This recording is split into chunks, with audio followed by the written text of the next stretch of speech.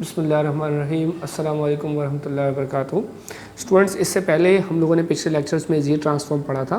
आज के लेक्चर में हम इन्वर्स ऑफ जी ट्रांसफॉर्म पढ़ने जा रहे हैं। ठीक है, हमने पिछले लेक्चर में पढ़ा था कि अगर किसी सिग्नल को टाइम डोमेन से हम फ्रीक्वेंसी डोमेन में लेकर जाएँ तो हम उसके लिए यूज़ करते हैं जी ट्रांसफॉर्म। ठीक है, किसी सिग्नल को टाइम डोमेन से फ्रीक्वेंसी डोमेन में लेके जाने का मकसद ये होता है कि हम सिग्नल को, उसकी जो इन्फॉर्मेशन होती है वो हमें ज़्यादा मिल जाती है और उस सिग्नल को हमारे लिए एनालाइज करना, उसमें चेंजेस करना हमारे लिए कंपैरेटिवली आसान हो जाता है। ठीक है, लेकिन जब हम कोई भी ऑपरेशन उस पर फ्रीक्वेंसी डोमेन में अप्लाई कर देते हैं तो फिर उस सिग्नल को दोबारा फ्रीक्वेंसी डोमेन से टाइम डोमेन में लाना ज़रूरी है, क्योंकि हमारी जो रियल वर्ल्ड है वो टाइम डोमेन सिग्नल पर बेस कर दी है। ठीक है, इसलिए किसी भी सिग्नल का अगर हम जी ट्रांसफॉर्म लेंगे और उसको फ्रीक्वेंसी डोमेन में ले जाएंगे तो वहाँ पर जो भी ऑपरेशन हमें परफॉर्म करना है वो परफॉर्म करके, जैसे हम फिल्टरिंग कर रहे हैं, ठीक है, या नॉइस कैंसिलेशन कर रहे हैं, जो भी कर रहे हैं हम वो करने के बाद उस सिग्नल को दोबारा फ्रीक्वेंसी डोमेन से टाइम डोमेन में लाएंगे,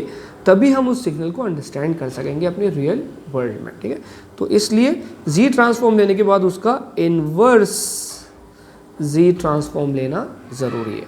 हमने पिछले लेक्चर्स में जी ट्रांसफॉर्म लेना सीख लिया, आज के लेक्चर में हम इन्वर्स जी ट्रांसफॉर्म लेना सीख रहे हैं। ठीक है, इसके लिए दो मेथड्स हैं, हम दो मेथड्स पढ़ेंगे।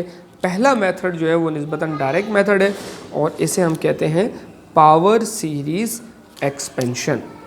फर्स्ट मेथड जो हम यूज़ करने जा रहे हैं, this is known as power series expansion. ठीक है, पावर सीरीज एक्सपेंशन में हम किसी भी जी डोमेन से सिग्नल को दोबारा फ्रीक्वेंसी डोमेन में कैसे ला सकते हैं, इसके लिए हम अपनी बुक की एक एग्जांपल कर रहे हैं 3.4.2। ठीक है, हम जो है वो प्रोकस की बुक फॉलो कर रहे हैं और उसमें एग्जांपल है, थर्ड एडिशन के हिसाब से बात कर रहा हूँ। This is X of Z divided by 1 minus 3/2 z inverse plus 1/2 z power -2। ठीक है, और इसके साथ हमें दो ROCs गिवन है। पार्ट ए में जो ROC हमें गिवन है ये है z मॉड ग्रेटर देन 1 और पार्ट बी में हमें जो ROC गिवन है ये है z मॉड लेस देन 0.5। ठीक है, दो ROCs गिवन है और ये हमें जी ट्रांसफॉर्म एक सिग्नल का गिवन है और हमें इसका inverse Z transform find out करना है। ठीक है, अब सबसे पहले तो आपने ROC को देखना होगा कि ROC से आपको क्या इन्फॉर्मेशन मिल रही है। ठीक है, ROC में z मॉड ग्रेटर देन 1 है। ठीक है, तो याद रखें कि हम ये जी ट्रांसफॉर्म में पढ़ चुके हैं, जब भी ग्रेटर का यहाँ पर साइन आ रहा है इसका मतलब है जो सिग्नल है हमारा वो राइट साइडेड है। ठीक है, हमारा जो सिग्नल है वो राइट साइडेड है। ठीक है, और अगर लेस का आ रहा होगा तो इसका मतलब हमारा सिग्नल जो है वो लेफ्ट साइडेड है। ठीक है, तो क्योंकि जी मॉड ग्रेटर देन 1 है, ग्रेटर का सिंबल आ रहा है, इसका मतलब हमारा सिग्नल राइट साइडेड है। अगर हमारा सिग्नल राइट साइडेड है तो आप ये याद रखें कि अगर हमारा सिग्नल राइट साइडेड होगा तो इस डिनोमिनेटर को हमें अरेंज करना होगा और इस डिनोमिनेटर को अरेंज करने का जो ऑर्डर होगा वो क्या होगा, आपने देखना है कि जो पहली टर्म है उसमें z ना आ रहा हो, उसके बाद z की वैल्यूज़ या पावर जो है वो इंक्रीजिंग मोड में हो। जैसा कि यहाँ पर है, यहाँ z नहीं है, यहाँ z आ रहा है, उसकी पावर 1 है, -1 है, फिर -2 है, इंक्रीजिंग मोड में हो। राइट साइडेड सिग्नल के लिए z ना नहीं होना चाहिए, लीस्ट z से स्टार्ट करना और फिर इंक्रीजिंग मोड में पावर जानी चाहिए। ठीक है, और ये ऐसा ही है। अब देखिए हम डायरेक्ट डिवाइड करने जा रहे हैं, यानी ये वैल्यू डिनोमिनेटर वाली वैल्यू बाहर आती है, ठीक है, और न्यूमरेटर वाली वैल्यू जो 1 है वो यहाँ अंदर आती है। सिंपल जैसे डिवीजन हम करते हुए आए उसी तरह हम सिंपल डिवीजन करेंगे। ठीक है, बस ये ख्याल रखेंगे राइट साइडेड सिग्नल है तो डिनोमिनेटर को अरेंज करना होगा और ये पहले से अरेंज है, इत्तेफाक से यहाँ z नहीं है, फिर यहाँ z की पावर बढ़ती चली जा रही है तो हमने इसको एज इट इज़ लिख दिया। ठीक है, अब हम ऐसी वैल्यू से इस एक्सप्रेशन को मल्टीप्लाई करेंगे कि 1 आए। तो इस 1 को आप देखें, अगर इस 1 को हम 1 से मल्टीप्लाई करेंगे, बल्कि मैं इसको रेड से लिख देता हूँ ताकि एक्सप्लिसिटली ये नज़र आए। इसको अगर हम 1 से मल्टीप्लाई करेंगे तो हमारे पास ये एक्सप्रेशन जो है वो, ये पूरा एक्सप्रेशन 1 से मल्टीप्लाई हुआ तो ये क्या आएगा, 1 minus 3/2 z inverse plus 1/2 z inverse. ठीक है, अब सिंपली डिवीजन में होता क्या है कि इनके साइन चेंज हो जाते हैं, ये माइनस है, ये प्लस हो जाएगा, ये माइनस हो जाएगा, ये दोनों हमारे पास कैंसिल आउट हो जाएंगे। यहाँ क्या आएगा अब हमारे पास 3/2 z inverse minus 1/2 z inverse. अब हम इसको ऐसे एक्सप्रेशन से मल्टीप्लाई करेंगे कि ये वैल्यू आए। तो क्योंकि यहाँ 1 आ रहा है तो 1 को अगर हम इसी वैल्यू से मल्टीप्लाई करेंगे तभी हमारे पास ये वैल्यू आएगी। याद रखें ये वैल्यू हमारे पास पॉजिटिव है, इसलिए हम यहाँ पर ये वैल्यू लाने के लिए, ये पॉजिटिव है तो यहाँ पॉजिटिव लिखेंगे क्योंकि यहाँ 1 है। ठीक है, और यही वैल्यू अगर मैं यहाँ लिख दूँ तो जब ये वैल्यू 1 से मल्टीप्लाई होगी तभी हमारे पास ये वैल्यू आएगी। लिहाजा ये वैल्यू अब 1 से मल्टीप्लाई होगी तो यहाँ आएगा 3/2 z इनवर्स। ये वैल्यू जब इससे मल्टीप्लाई होगी तो आप देख सकते हैं कि प्लस माइनस हमारे पास माइनस हो जाएगा और 3 3 हमारे पास जो है वो I am very sorry, let me correct this, ये था -2। ठीक, राइट। सो मैं ये कह रहा था कि ये 3 इससे होगा, देखिए प्लस माइनस माइनस, 3 3 9, 2 2 4 और z की पावर -1, z की पावर -1, z की पावर -2 और अब प्लस प्लस प्लस 3 1 3, 2 2 4, z की पावर -2 और -1 दैट इज -3। अब इन सब के साइन दोबारा चेंज होंगे, ये पॉजिटिव था नेगेटिव हो जाएगा, ये नेगेटिव था पॉजिटिव हो जाएगा, ये पॉजिटिव था नेगेटिव हो जाएगा। अब हमारे पास ये वाली वैल्यूज़ जो हैं वो कैंसिल आउट हो जाएंगी और ये पॉजिटिव 9/4 है, ये नेगेटिव 9/4 है, तो इन दोनों को अगर हम माइनस करेंगे तो हमारे पास आएगा 7/4 z इनवर्स और -3/4 z पावर -3। ठीक, अब ये वैल्यू लेकर आनी है हमें इस 1 से मल्टीप्लाई करके, तो जाहिर सी बात है 1 को किस से मल्टीप्लाई करेंगे ये वैल्यू आए, इसी से करेंगे। लिहाजा यही वैल्यू पॉजिटिव साइन है तो हम यहाँ पे लिखेंगे पॉजिटिव 7/4 z की पावर -2। अब ये वैल्यू 1 से होगी तो हमारे पास आएगा 7/4 z -2। ये 7/4 इससे होगा तो देखिए plus minus minus, 7 3 21, 4 × 2 that is 8, z की पावर -3 क्योंकि -1 है और ये -2 है तो -3 हो जाएगा और plus plus plus 7/4 multiply by this would be 7/8, z की पावर -2, z की पावर -2, z की पावर -8। और अब हम इन सब के साइन चेंज करेंगे, पॉजिटिव था नेगेटिव, ये नेगेटिव था पॉजिटिव, ये पॉजिटिव था नेगेटिव, ये दोनों कैंसिल आउट हो जाएंगे और अब हमारे पास इन दोनों को माइनस करने से जो रिजल्ट आएगा that will be 15/8 z power -3 -7/8 z power -8। ठीक है, तो अब हमने 2-3 वैल्यूज़ तक इसको सॉल्व किया। इनफैक्ट अगर एक वैल्यू और करना चाहें तो अब हमें इसको मल्टीप्लाई किससे करना होगा, ये वैल्यू लानी है तो इस 1 को मल्टीप्लाई इसी से करना होगा तो ये हो जाएगा 15/8 z की पावर -3 और फिर ये सिलसिला ऐसे आगे चलता चला जाएगा। ठीक है, तो हमने 3-4 वैल्यूज़ तक करना है और उसके बाद इसको छोड़ देना है। हमारे पास इन दोनों को डिवाइड करने से जो रिज़ल्ट आ रहा है वो ये रिज़ल्ट आ रहा है। लिहाजा x ऑफ z इन दोनों को डिवाइड करके हमारे पास ये रिज़ल्ट आ रहा है। इसको हम ऐसे लिख सकते हैं 1 + 3/2 z inverse plus 7/4 z power -2 plus 15/8 z power -3 up to so on and so forth. इसको हम ऐसे लिख सकते हैं। ठीक है, और अगर आपने मेरे वो लेक्चर्स फॉलो किए हैं जिसमें हमने जी ट्रांसफॉर्म सीखा था, तो क्योंकि ये राइट साइडेड सिग्नल है ठीक है। राइट साइड सिग्नल में z की पावर माइनस में बढ़ती चली जाती है, ठीक है।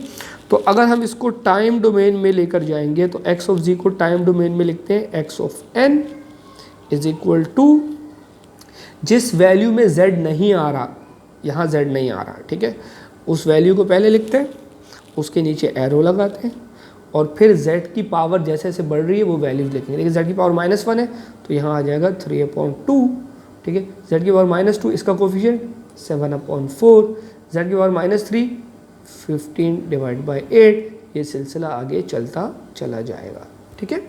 याद रखें, अगर यहाँ z की पावर -1 के बाद डायरेक्ट z की पावर -3 आ रहा होता तो z की पावर -1 का कोफिशिएंट लिखते, z की पावर -3 का कोफिशिएंट लिखते, लेकिन z की पावर -2 ना होती बीच में तो उसका कोफिशिएंट 0 लिखना होता। ऑर्डर को हम फॉलो लाजमी करेंगे। अगर ये सिग्नल राइट साइडेड के बजाय लेफ्ट साइडेड होता तो हम एरो लगाते इस 1 के नीचे और बाकी वैल्यूज़ इस तरफ ना लिखते बल्कि उसको इस तरफ लिखते।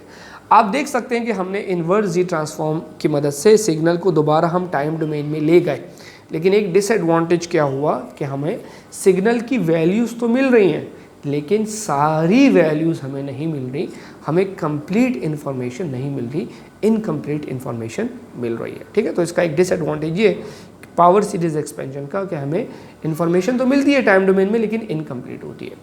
खैर, हमने पार्ट ए इसका सॉल्व कर लिया जिसमें ROC हमारे पास ये था।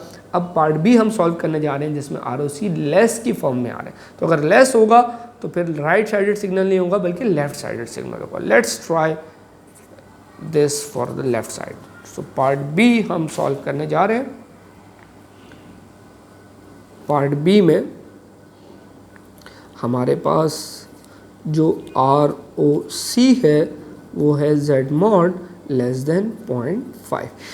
क्योंकि ये ये लेस की फॉर्म में आ गया, इसका मतलब है हमारा जो सिग्नल है वो लेफ्ट साइडेड है और ये इन्फॉर्मेशन आखिर में हमें काम आएगी जब हम सिग्नल को टाइम डोमेन में शिफ्ट करने की कोशिश करेंगे। इसके साथ साथ मैंने आपको बताया अगर लेफ्ट साइडेड सिग्नल होगा तो जो हमारा ओरिजिनल सिग्नल था, let me right that signal, x of z is equals to 1 divided by 1 minus 3/2 z minus 1 plus 1/2 z minus 2, ठीक है। तो अब अगर ये लेफ्ट साइडेड होगा तो इस डिनोमिनेटर को हमें अरेंज करना होगा डिसेंडिंग ऑर्डर में। डिसेंडिंग ऑर्डर का मतलब ये हुआ कि सबसे पहले z की हाईएस्ट पावर लेंगे, उसके बाद z की पावर जो होगी वो कम होती चली जाएगी -1 और फिर उसके बाद +1, ठीक है। तो लेफ़्ट साइडेड के लिए इसका जो प्रोसीजर है वो ये है कि अगर सिग्नल लेफ़्ट साइडेड होगा तो आप इस डिनोमिनेटर को रीअरेंज करेंगे और रीअरेंज कैसे करेंगे, हाईएस्ट z की पावर से स्टार्ट करेंगे, फिर कम फिर कम। और अगर ये राइट साइडेड होगा तो इसका उलट हो जाएगा, ठीक है, जैसा हमने पिछले एग्जाम्पल में देखा। अब हमें इसको डिवाइड करना है as it is. So divide करते वक्त 1/2 z की पावर -2 -3/2 z की पावर -1 +1 और हमारे पास ऊपर क्या है 1 है तो ये 1 हमारे पास एज इट इज़ आ जाएगा, ठीक है। अब हम इसको इस पूरे एक्सप्रेशन को किससे मल्टीप्लाई करें कि 1 आए। तो देखिए पहली वैल्यू को आपने देखना है, पहली वैल्यू को 1/2 है, अगर 1/2 को मैं 2 से मल्टीप्लाई करूँ तो 1/2 जो है 2 से 2 कट जाएगा, 1 आ जाएगा। और यहाँ लिख दूँ z की पावर -2 है तो मैं +2 लिख दूँ तो क्या होगा, ये -2 और +2 कट जाएंगे, लिहाजा ये z भी ख़त्म हो जाएगा और 2 भी ख़त्म हो जाएगा, 1 आ जाएगा। लिहाजा अगर हम इससे इसको करेंगे तो हमारे पास आंसर आएगा 1। और फिर जाहिर सी बात है इसको इससे भी करना पड़ेगा, तो ये प्लस है, प्लस माइनस माइनस, इसको इससे करेंगे तो 2 से 2 कट रहा है, बचेगा 3 और z की पावर -1 और +2 है तो z की पावर 1 बचेगा और इसको इससे करेंगे तो ये हो जाएगा +2z की पावर 2 और फिर इन सब के साइन चेंज होते हैं तो ये प्लस है माइनस, ये माइनस है प्लस, ये प्लस है माइनस। सो हमारे पास ये वैल्यूज़ कैंसिल आउट हो जाएंगी, ये हो जाएगा 3z1 -2z²। अब हमारे पास पॉजिटिव वैल्यू 3z की पावर 1 है।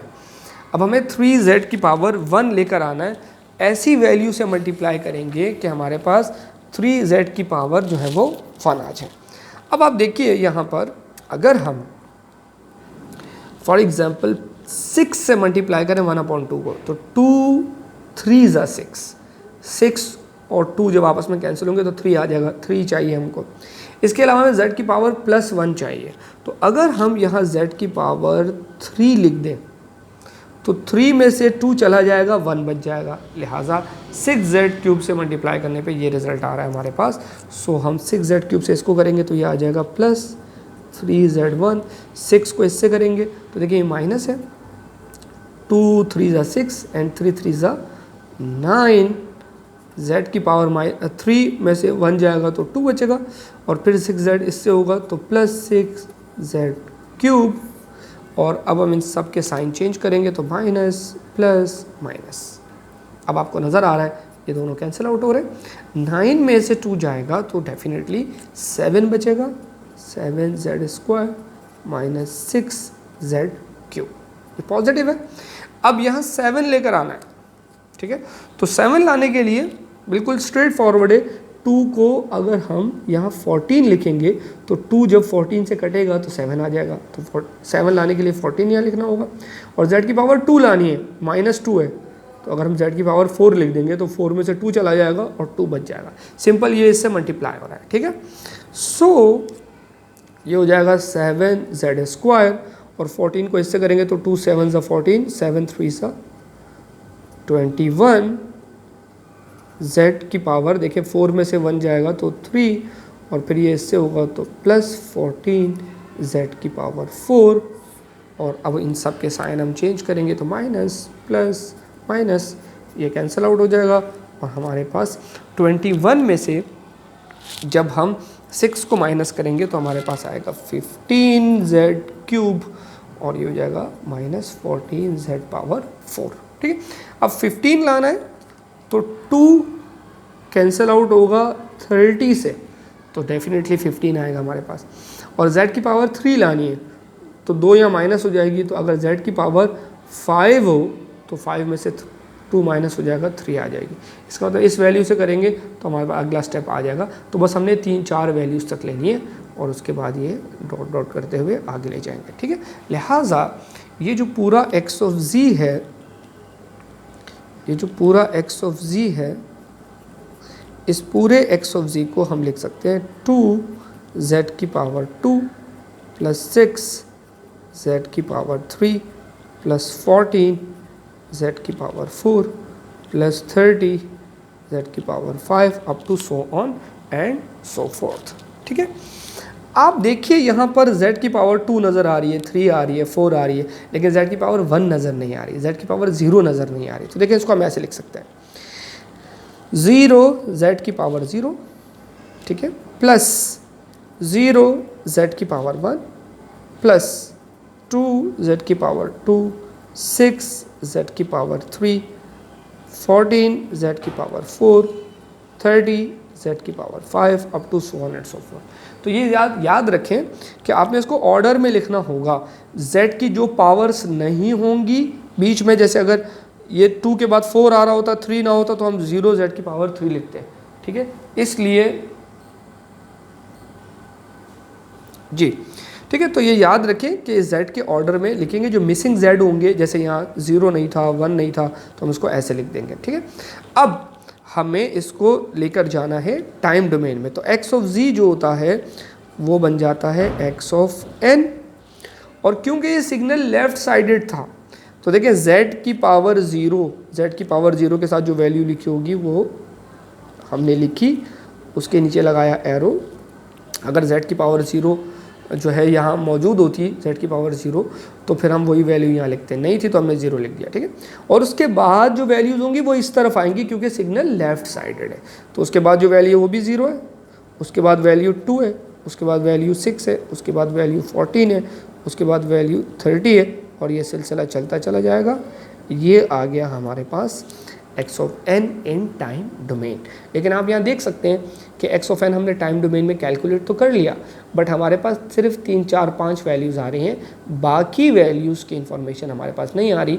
तो ये याद रखें कि हमने पावर सीरीज़ एक्सपेंशन का मेथड यूज़ किया है फॉर इन्वर्स जी ट्रांसफॉर्म।